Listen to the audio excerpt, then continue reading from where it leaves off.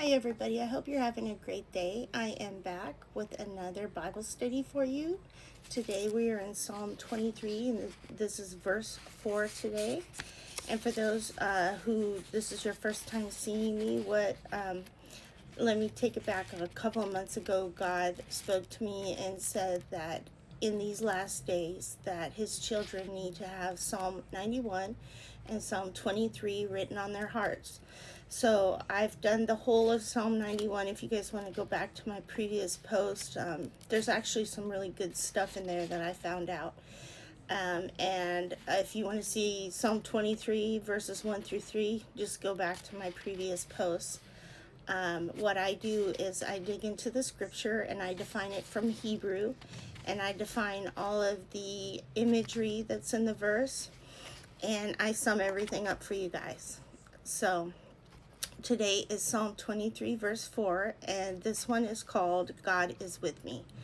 The verse is, "Yea, though I walk through the valley of the shadow of death, I will fear no evil, for you are with me. Your rod and your staff, they comfort me." And you guys are going to have to excuse me, these words that in Hebrew, sometimes they're a tongue twister for me. Valley of the shadow of death is Gay Salmavet. And that means valley of the deepest darkness or dark shadow.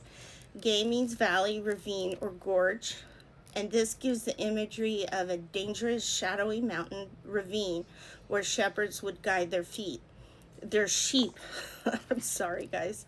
High canyon walls create total darkness, hiding predators. Metaphorically, this represents life's scariest, darkest, and most uncertain moments rather than death itself.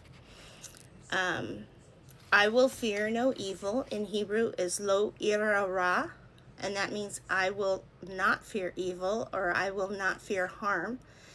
Lo means not or no. Ira is from the root word yare, meaning to fear or to be afraid.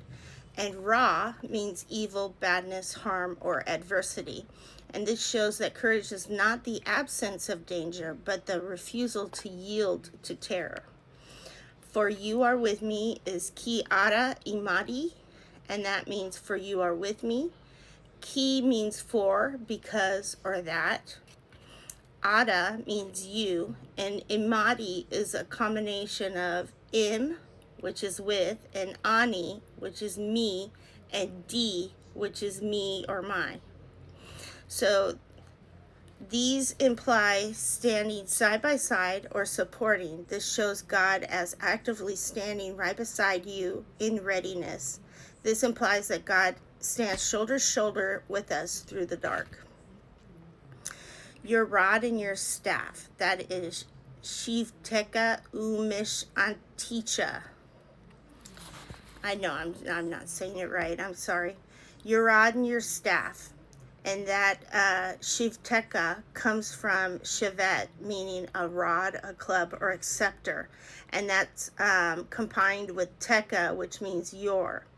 The Shivet was a heavier wooden club used by shepherds to beat back attacking predators or to tightly count and discipline the flock. This symbolizes God's protective authority and defense against outside harm. Okay, Umash and Teka comes from the root word shan, meaning to lean on or to lean upon or support, and that is coupled with mishan, which is a cane or a staff, and teka means your. A mishanet is a walking stick or a lean upon prop used for stability on rough terrain. This symbolizes steady guidance, comfort, and leaning on God for support when going through difficult times. This verse marks a pivotal shift from talking about God to talking directly to him. Valley of the shadow of death, or Tismavet, translates to deep darkness or shadow of death. This shows sheer ravines in the wilderness where predators hide. This symbolizes a severe crisis, sickness, or peril.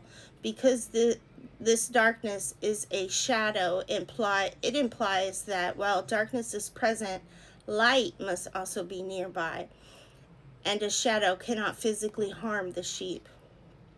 The rod represents God's divine defense and power, and the staff represents gentle direction and rescue. So, in summation, this verse means that during life's deepest hardships, griefs, or fears, we don't need to panic because God is right beside us to protect us and guide us. I hope that blesses you guys today. I love you guys. You guys have a great day.